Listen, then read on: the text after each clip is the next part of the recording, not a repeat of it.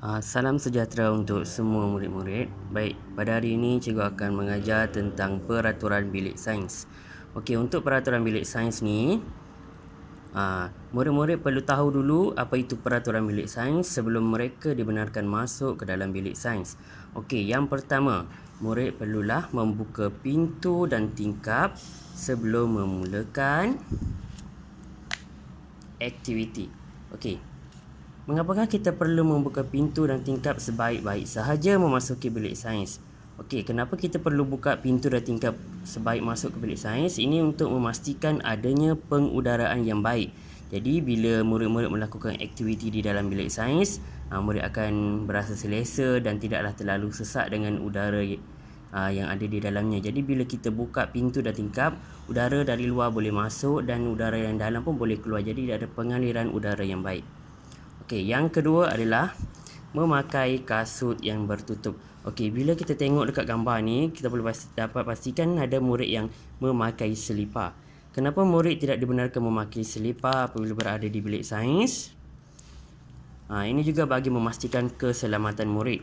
Jika murid memakai selipar semasa melakukan aktiviti dan ada bara-bara yang jatuh dan terkena kaki, murid mungkin tercedera.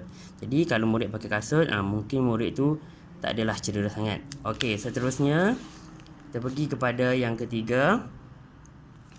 Mengambil peralatan sains dengan cermat dan tertib. Okey, ini apabila guru mengarahkan murid untuk melakukan eksperimen. Murid pergi ambil alatan sains dengan cermat dan tertib. Tak ada nak bertolak ke, tak ada. Jadi murid hanya perlu ambil dengan tertib dan ambil yang perlu sahaja. Tak perlu nak berlebih-lebih.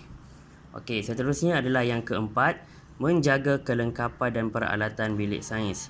Okey, dekat sini semua peralatan dan kelengkapan yang ada di bilik sains perlulah dijaga. Okey, contoh dalam gambar ni kita boleh tengok murid ini sedang buat apa? Murid ini sedang conteng meja kan. Jadi ini adalah satu kesalahan.